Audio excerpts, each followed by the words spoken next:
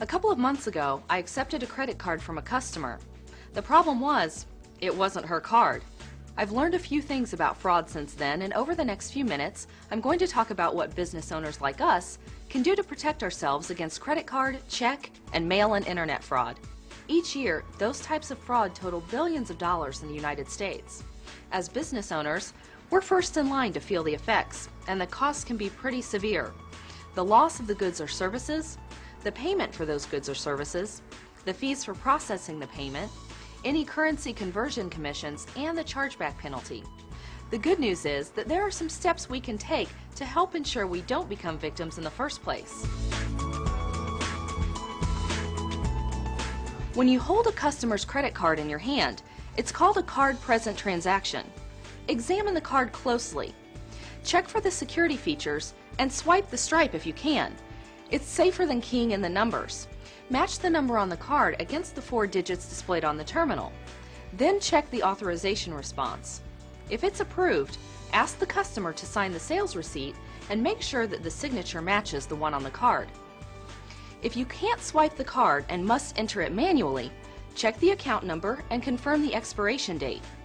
Again, ask for a signature, check the signature, and verify the security features on the card. And use fraud detection tools like the Address Verification System, AVS.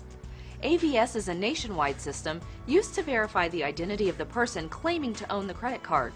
So, AVS can protect you even further against fraud. There are some other things you should watch for during credit card transactions.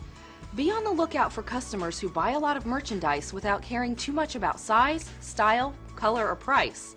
Or customers who make big purchases without asking any questions right after you've opened or just before you close. Also, customers who try to distract or rush you, or who refuse free delivery for large items. Now, I'm not saying these customers are necessarily committing fraud, but you never know. Just be aware and be careful. Mail and internet fraud targets businesses that sell and ship products through the mail and online. These transactions are card not present. Because we can't actually inspect the card, it's difficult to verify that the actual cardholder is in fact authorizing the purchase and that the card hasn't been stolen or borrowed by someone else. For card not present transactions, first get an authorization. Verify that the card is valid by asking for the expiration date and include it in the authorization request. If the expiration date is invalid or missing, that could be a sign that the customer doesn't have the actual card in hand.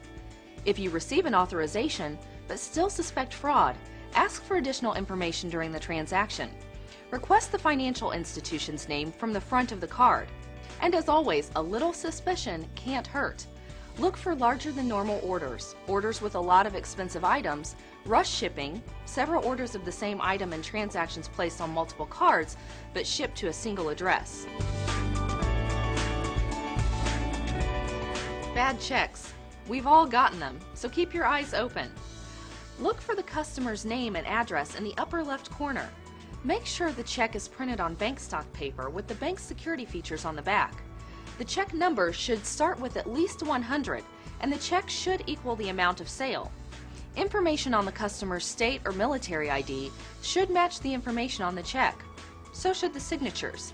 And make sure it isn't a third-party check or that it isn't pre- or post-dated. Using a service like Telecheck may also reduce your chances of check fraud. Telecheck offers a warranty service that helps to identify whether a check is good or bad, gives authorization, and pays your account within 2 business days. And if a check is returned, Telecheck manages the entire collections process. Believe me, it's handy.